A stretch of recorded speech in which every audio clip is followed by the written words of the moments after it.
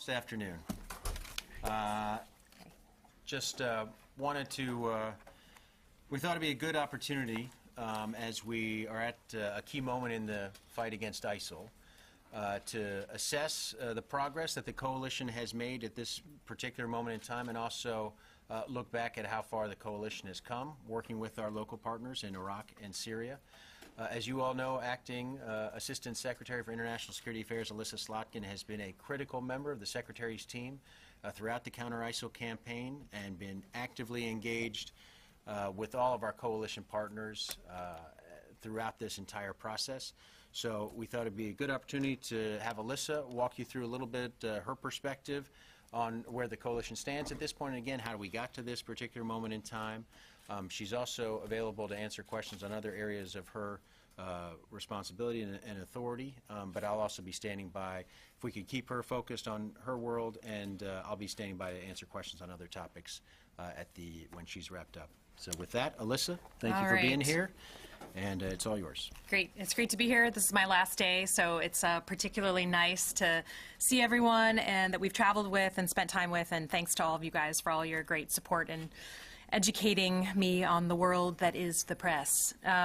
So I just thought I'd offer a couple of comments after working the Counter-ISIL issue set since a long time ago. I thought I'd offer a few concluding comments just on my takeaways.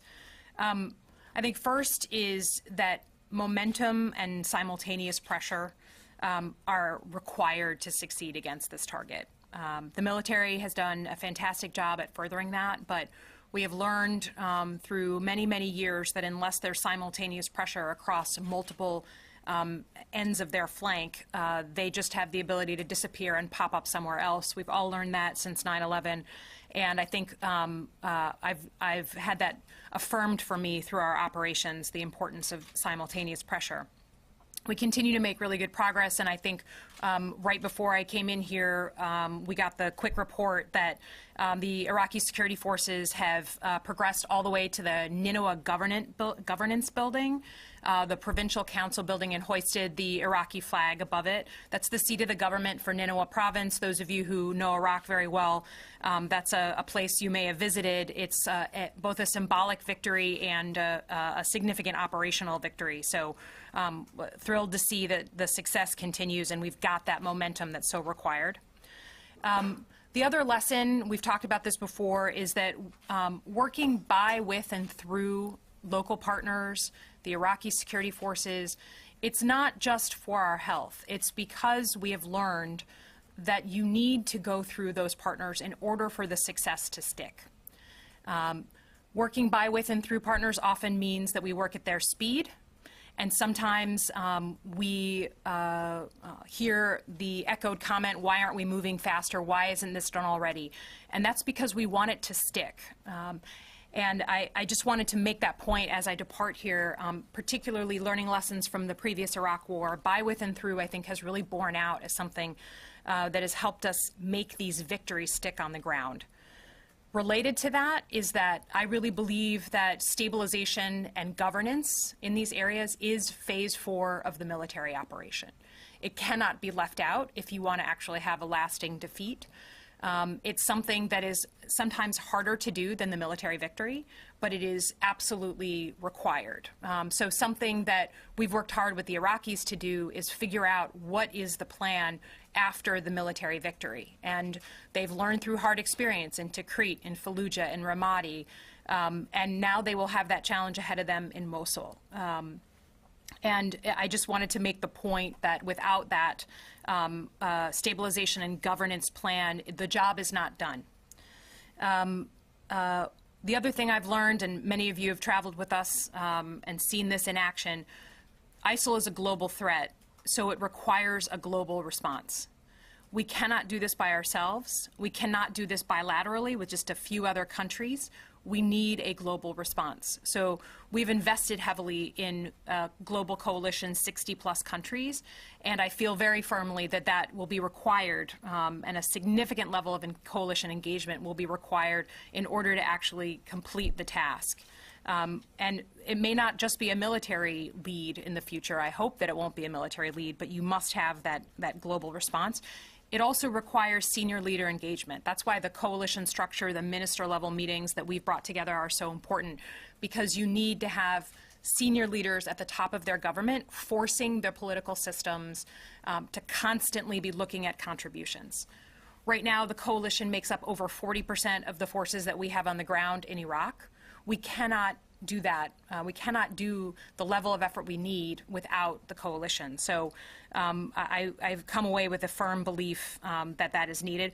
The coalition engagement continues unabated despite the transition that is going on right now. Every country has an L&O down at CENTCOM. They are living and working together. I saw the Australians yesterday. It is a engagement that we are handing off as responsibly as we can as a new team comes in here. The reason the coalition, another reason the coalition is so important is because in this campaign versus the last war, the requirements on the ground change every 6 months. This is not that we have one plan sealed, one operational set of requirements sealed and delivered that doesn't change. This campaign and going by with and through local partners requires you to constantly be looking at what more do you need, what should be tweaked. We saw this with Ramadi when we had the Iraqi security forces had a really hard time with the IEDs. We needed to adjust our training. We needed to send in trainers who had an expertise on IEDs. We adjusted, we gave them that training, and then they went in. That's the kind of flexibility on the ground that I have always said is a strength, even when people criticize it as sort of adjusting the strategy regularly. That to me is a strength, not a weakness. And then going forward, you know, the Middle East is a complicated place. And for the Department of Defense, the Counter-ISIL campaign has been our primary our effort in the region. And even as regional policies change, I really think the Counter-ISIL campaign must be the North Star. And a new administration is coming in. They may decide to do something very different, but making sure we maintain focus on the Counter-ISIL campaign first, I think is absolutely critical to maintaining the level of pressure on the organization. So let me stop there, and happy to take your questions. Elissa, on your point about the speed of operations being governed somewhat by the pace by local partners take. In his testimony yesterday, General Mattis mentioned that he would see accelerating the operations in Raqqa.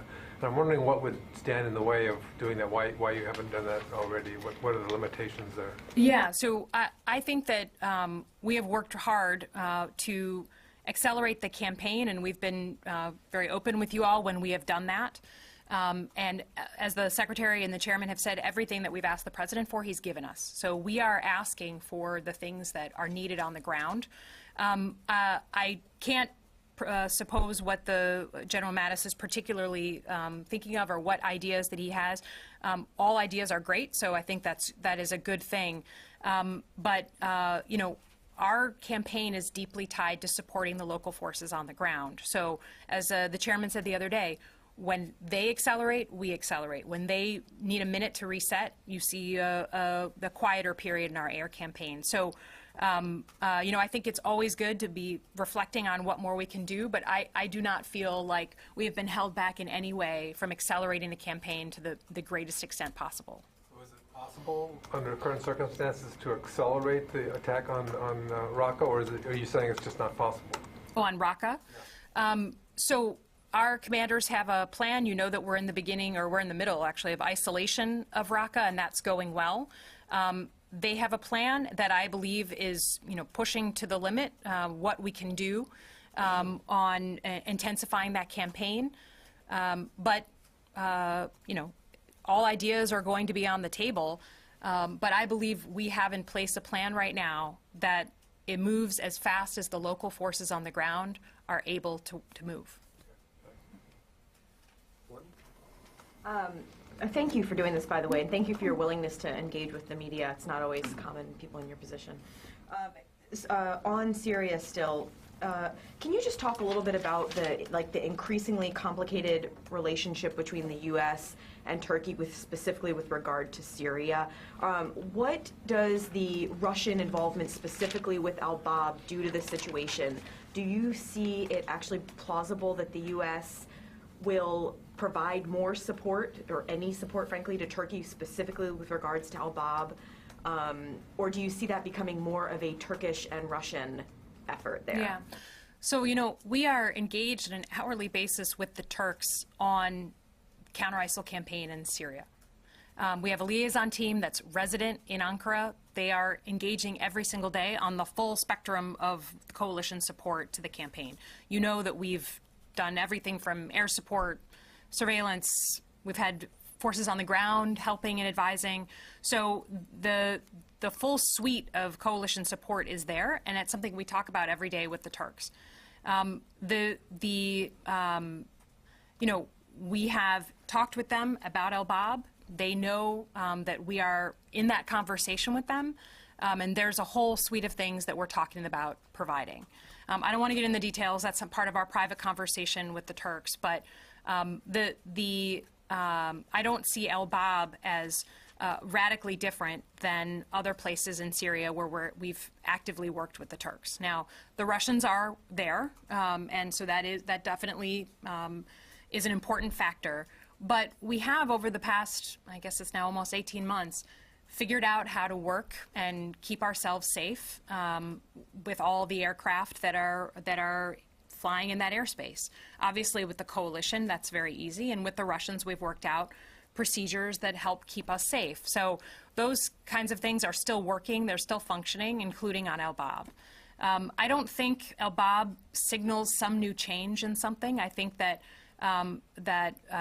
wherever there's ISIL, we want to counter that, and we are in support of that. So, but the Turks have been pretty open about how they want to take al-Bab and then move northeast towards Manbij, to take Manbij, which was, in the U.S. view, has already been cleared of ISIS. So is that an impediment? Is there some, I know you don't want to talk about any specifics, but is that sort of a stopping point for the U.S.? The U.S. will not provide any help to the Turks for al-Bab unless they say they won't go on to Manbij, or is there what, I guess, if the U.S. keeps saying they've been offering help to the Turks, and the Turks are having a tough fight in al-Bab, why are they not accepting it? And then why have they accepted help from the Russians? Yeah, so again, I'm not going to get into the back and forth of the conversation. I will just tell you, we are all about hitting ISIL where there is ISIL. If there's not ISIL, that's not our mandate. So that is an important distinction. We have always made it in any kind of conversation we've been having with any ally on Syria. That continues. But I am not aware of any conditionality, any kind of quid pro quo. We are having those conversations, and there is support that's being provided. And I can't get into the details of the back and forth. And we don't want that conversation to be happening via the press, to be honest. Support provided from the U.S. to the Turks, you mean? Of course, there's support, yes. Specifically to al-Bab, though? Yes. Okay. Thank you. Oh, sorry. So what support has been provided? Because I think we've heard that there's been one sort of overflight, sort of show of force. Has that happened again? Is there ISR going on? I mean, what's happened in the past in al-Bab for Turkey? So, again, we have these liaison teams who are working on a daily basis with the Turks. So obviously they're having conversations about al-Bab, about strategy and approach. We have provided some ISR support on al-Bab. We have, in areas north of there, as you know, provided ground forces and the whole suite of air support. So those are the kinds of things that we're talking about sort of on an hourly basis with the Turks. Have you dropped munitions in al-Bab? I am not aware that we have. No. Yes. Thanks, Elissa. Have you been meeting with the transition team? And if so, what have, to the extent you can share with us, what have you been advising them on, like, the next steps ahead for the war on ISIS? Yeah.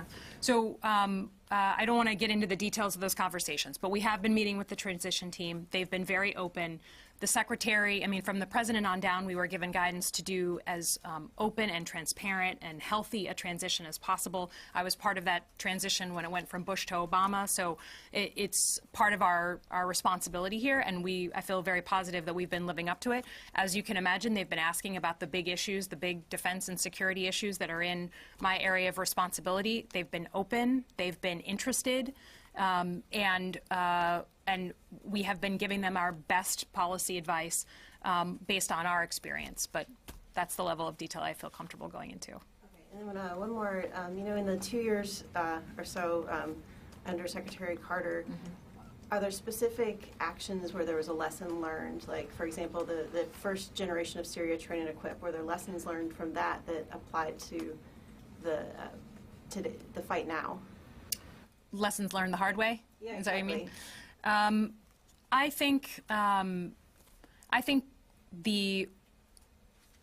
I will say I learned a lot from the operations that took place around Tikrit. That was some of the first time where we had Iraqis launching an operation to retake an important city and needed our support. And we figured out how to work in real time to provide the local forces on the ground the support that they needed, and then work through some of the really difficult issues of stabilization and getting people back in that city. That was the first time we saw in real time how important it was to have Iraqis in charge of getting people back into their homes. And I was very proud that, a year later you have the majority of the city is back. But in those early days, it became abundantly clear how critical it was to have Iraqis in charge of that messaging, Iraqis in charge of getting people safe passage back into the city. So I learned a lot of lessons from that, and I think the Iraqis did too. Listen, every operation, we've talked about the importance of flexibility, and, obviously Syria Train and Equip is something that was a very public problem. But we learned a lot from it. We learned a lot about vetting, about how to run a program, how to think about who was going to be the right folks to go back in. And we've learned from it and we've improved from it. But, every campaign, I think, learns from things that don't go as well as you'd like. Yes, Laurent. Coming back to the situation in Al-Bab, the Russians have said that they have signed an agreement with the Turks on the coordination for strikes in Al-Bab. Have the Turks informed you about that agreement, and do you think it's a positive step in the fight that is going on? So I did see that, and I to be honest with you, on a policy level, I had not heard that, but on a military level, we're checking to see if folks have seen a copy of it or are aware of it, confirming that it's true. Honestly, when I saw the reports, I was pleased because I know how important our MOU has been to safety negotiations. I negotiated that with the Russians, and we've both, I think, lived up to it in good faith. And it's helped keep our pilots safe. We are operating in historically close distances. And we needed a structure, and that structure has worked. We've also learned from moments of tension that we've had, but if the Turks and the Russians have such an agreement, I think that's a positive thing. Anything that helps promote transparency and safety is better than not. I have two questions. Hi. Can you talk a little bit about the tension between trying to build up a force in Syria to do the Iraq operation that is capable enough and available enough to do an operation in the near term, with the YPG, and then wanting it to have a sufficient number of Arabs so that you don't exacerbate these sort of long-term ethnic tensions? And then the question on Iraq is, can you just talk a little bit about the stabilization and governance plans for post-Mosul, because it hasn't gone, entirely smoothly in some of the other places? Sure. So on Syria, the local forces there, I think this concept that we all banked on, frankly, the snowball effect of success breeding success and success breeding additional recruits who are interested in working with you, I think that is borne out in Syria. And, our numbers are somewhere around 50,000 for the SDF, for the Syrian Democratic Forces. That's a big number. And that is not the number it was a year ago. And the theory of the case that as you liberate new areas from ISIL, people did not like living under ISIL, and they volunteer. So we have seen that borne out, and even since the Manbij operations, frankly, we've seen a number of a significantly larger number of Arabs come into the fight. So I think it's about 50% at this point as sort of Arab Turkoman, the whole host of other folks besides the Kurds. And I think that's a pretty healthy number given the importance of the coming fight in Raqqa, which is an Arab town. So you have to be conscious of it. You have to work on it every single day. But I think that theory of the case that success breeds success has borne out. Does Manbij, like the aftermath of Manbij, make you worried? Because there have been some tensions there about who's in control and stuff. You know, I think, again, it just sort of hits on my governance point. I mean, that's tension comes when people don't know who's going to be in charge and how they're going to govern. So that's the importance of being transparent about those kinds of things.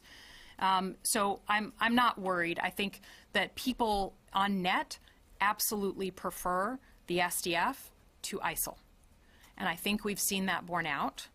And what they're concerned about, which there is a legitimate concern, is who's going to be in charge and how are they going to incorporate my views, my concerns.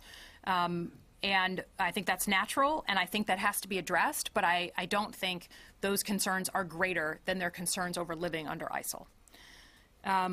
On the Iraq, on stabilization and governance there, so, you know, the process that I think the Iraqis have learned from experience that works is as areas are liberated and cleared, particularly of IEDs, then the Iraqi government sends in people with a large inject of cash and support for local cleanup and kind of rehab projects, get people working, get people, you know, getting some income, and then relying on the elected councils from that area to put together a bit of a stabilization plan. That worked in a number of other Iraqi cities.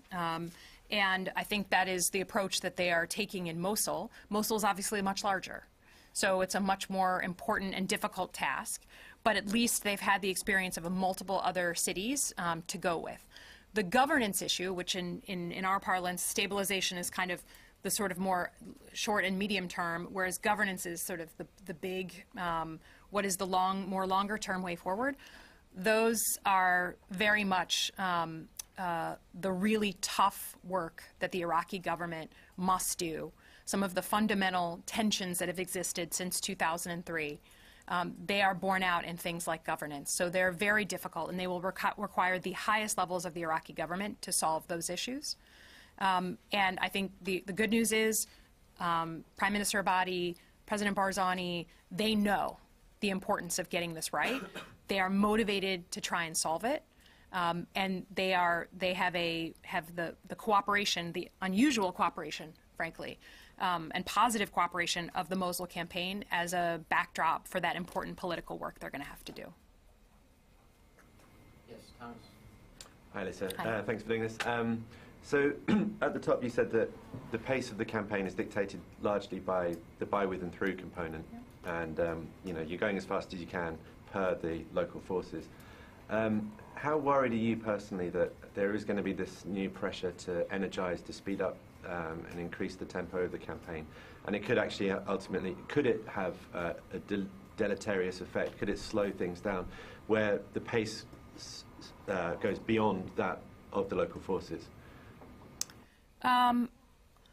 I guess because our uniformed military is not transitioning, because it's the same leaders on the ground here in the building, and I've been hearing their best military advice for years now on this, I am not, that is not a concern of mine that we're going to get ahead of the local forces. I think that particularly the air campaign is so deeply tied to the movement of the forces on the ground that I have a hard time understanding how we would get so far ahead. Now, will we continue to take unilateral strikes to go after key ISIL leaders? Absolutely.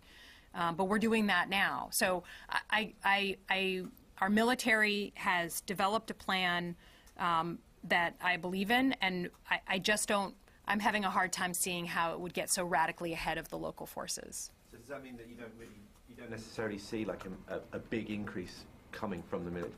You know, despite what we're hearing here in Washington, you don't necessarily see like a sudden new increase in tempo. I just don't know what the new team has in mind, but I think, I guess I would have some questions about what exactly are you striking if you just launched a big campaign. I've just been learning from our military how deeply tied the air campaign is to the local movements on the ground.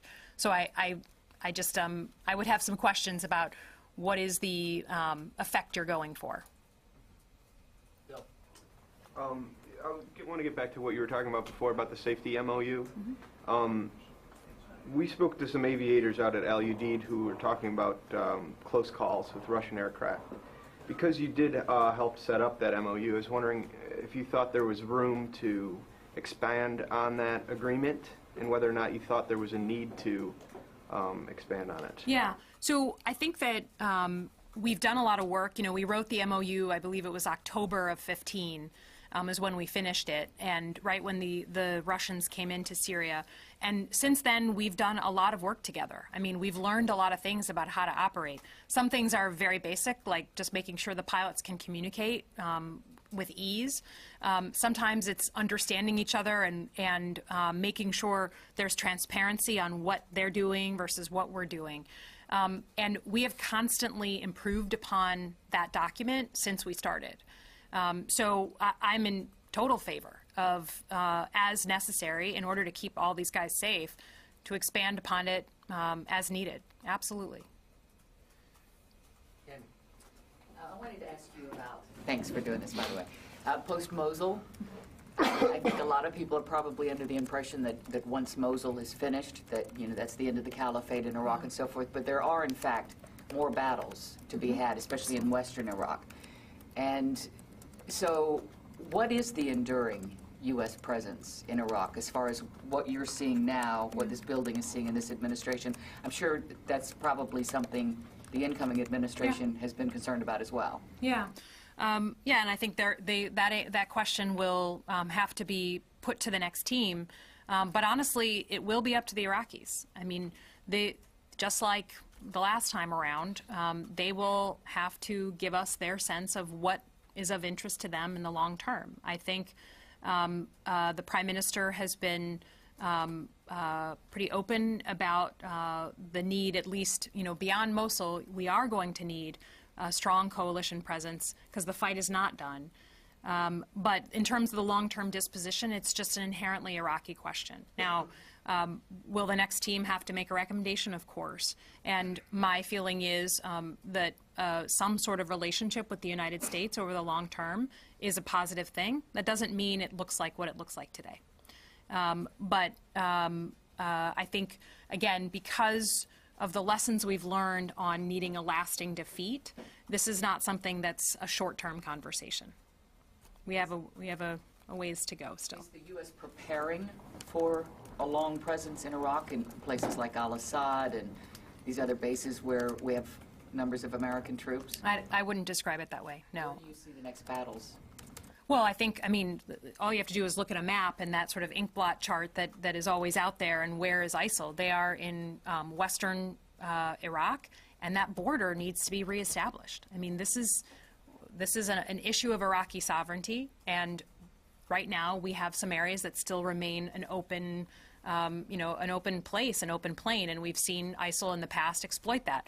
We are trying to cut that off. The Iraqis are very focused on how do we get to the border after Mosul, and I think that, to me, is where I will be watching from the sidelines as you go up the valley and try to reestablish some sort of traditional border. Will they have enough forces with Mosul having to be held at that point?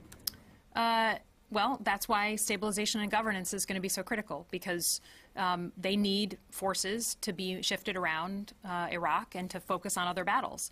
And I think the Prime Minister gets this intimately, that he does not want Iraqi army forces in a downtown area. He knows that that is not healthy, and that's a great thing.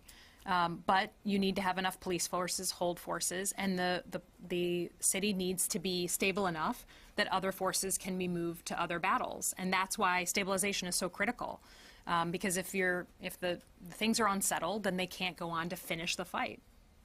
We got time for probably one or two more. Tony?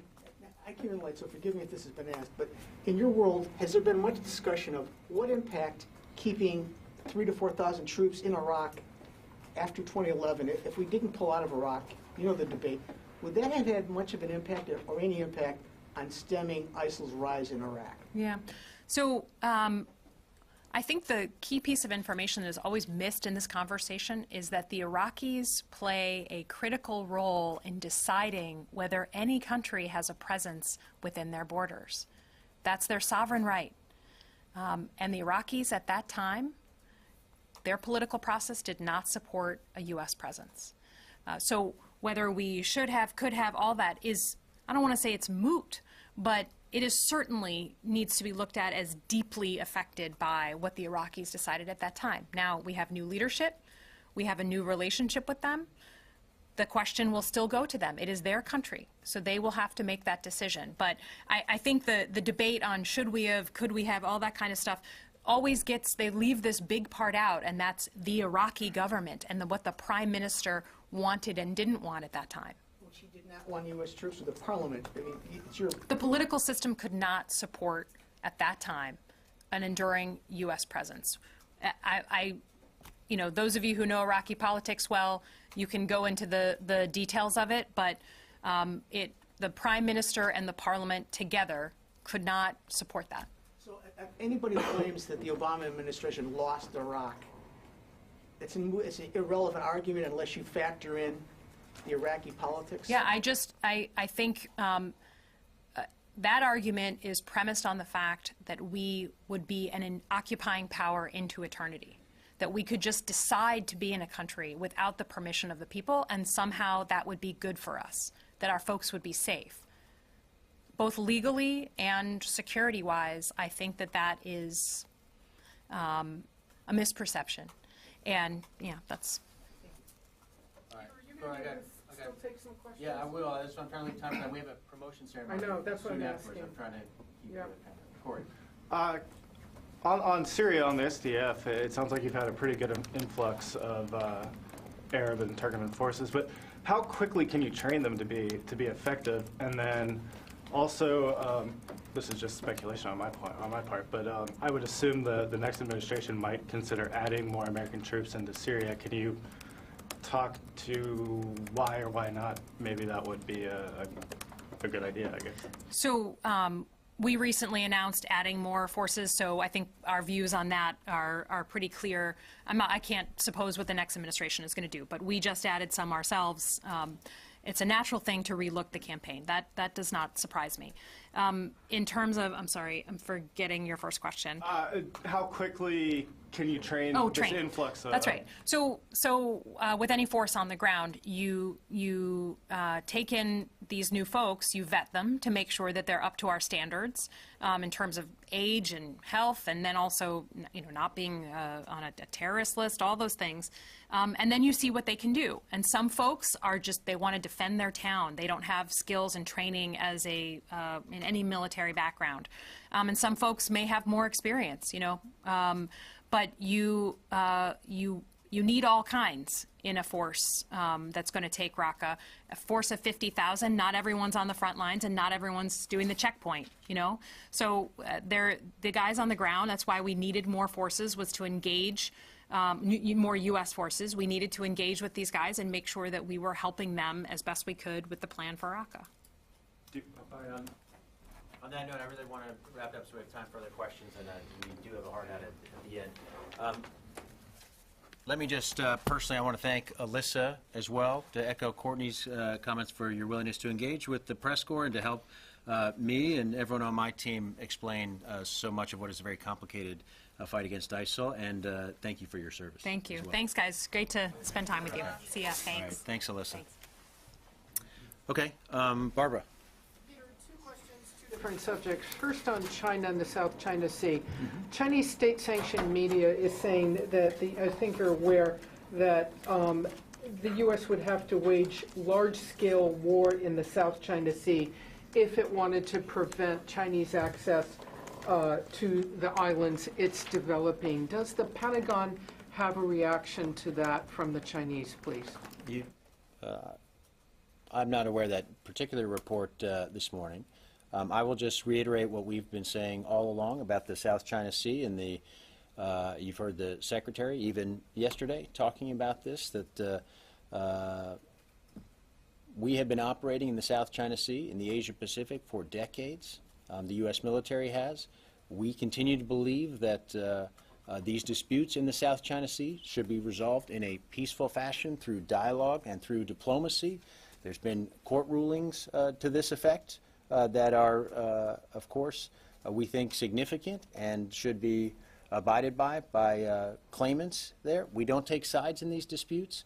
And the Secretary has talked at length about a principled security network that is inclusive in the Asia-Pacific, inclusive to include China. Should it be willing to abide by the principled rules that have allowed that part of the world to prosper and to flourish? We see that as an opportunity for all those participants. And we will continue to fly, sail, and operate everywhere international law allows, including in the South China Sea. And we, again, call on all those claimants, all those who are part of these disputes, to do what they can to reduce tensions there, including to refrain from any militarization of those features. And we think that is a step that all those countries could take, China included. And very quickly on another topic, the Secretary's statements on Charlie Rose last night regarding Abu Bakr al-Baghdadi, the Secretary was very definitive about this. When asked about Baghdadi, the Secretary said he moves around. That is a current statement from the Secretary, much more definitive than he has been recently. What should we take away from the Secretary's statement that has led him to say Baghdadi, that led him to say last night, Baghdadi moves around? You should take from that much of what he said here in the press conference the other day, that it is certainly among the coalition's continuing efforts to target and to try and identify the location of senior ISIL leaders, including Baghdadi, and we will continue to do that. And we, as we continue to apply pressure, as we continue to gain territory, as we continue to recover sensitive intelligence in locations in Iraq and Syria, we're going to continue to use that intelligence and use what we learn about their movements, about their activities, to try and, again, intensify the pressure, including intensify the pressure on the on senior ISIL leaders. And the Secretary and the Chairman, I think, echoed here that those leaders should be worried about their safety at this moment in time, and that includes Baghdadi. But he is saying that you know that Baghdadi's moving around now. I think, Barbara, I think it's logical to think, first of all, that given the kind of pressure we've applied and our partners on the ground have applied and the loss of territory, that any ISIL leader who is not on the move and trying to is at risk. And so I think it's fair to say that we anticipate that Baghdadi and other senior ISIL leaders have been moving around to try and avoid detection, and they can undoubtedly will continue to try to do that, and we will continue to try and reduce their ability to move freely. And we'll continue to try and track as best we can their movements, and they'll know when we find them. Peter. Yes, David. The head of the D.C. National Guard, Major General Schwartz, has just given an interview in which he said he's been ordered removed from his command effective 1 minute after noon on the 20th. Can you explain that situation? David, I honestly do not know. It's the first I've heard of that report, so I'll try and find out whatever information I can, but I'm not aware of that particular situation. Could you get us an answer on that? And also, does that mean... Have you checked with the National Guard Bureau? And This happened while we've been in here. Okay. Again, this is news to me. And whether all 50 heads of National Guards in the states are going to be removed as of 1 minute after noon? We'll try and get whatever information we can appropriate for us to speak to with regard, obviously, to National Guard issues. And who would have had the authority to do that? Barbara, I'm trying to understand the situation I don't know about from the podium since I've been in here, and again, I can't speak to individual state guard issues, as you all know. So most people think the military is immune from the transition. I recognize the National Guard is different from active duty, but it would help if you could explain it. I will do my best to try and ascertain what's happened here and the reasons behind it. Yes, Otto. Peter, another transition issue. Traditionally, the outgoing administration leaves a budget for the incoming guys, and they can decide what to do with it. There's been some question as to whether the Pentagon has actually prepared a budget or in any formal way, or just given, outlines to the incoming team. Yeah. I know that, as the Secretary has indicated, he sent the message on down to have a seamless transition, to do everything possible to ensure the next team can hit the ground running, and that includes preparing information with regard to the budget as well. And so you can be sure that those responsible for the budget here have done their due diligence and have provided whatever information they could to the incoming administration. You don't know that it's actually a drafted budget that, they could have been. I know that they have done everything that's been asked of them to prepare the next administration, including preparing numbers for them that would be useful to the next team coming in. Okay. Laurent. Will Deputy Secretary Works stay in office a little longer? I'll leave that to the transition folks to speak to. So if we've got anything more on that, we'll let you know. But for now, in terms of any positions and staffing that they see fit to announce, I'll leave it to the transition team to talk to. All right. Thanks, everyone. Going to come right back in here for a promotion ceremony. So nice day for us here in this room.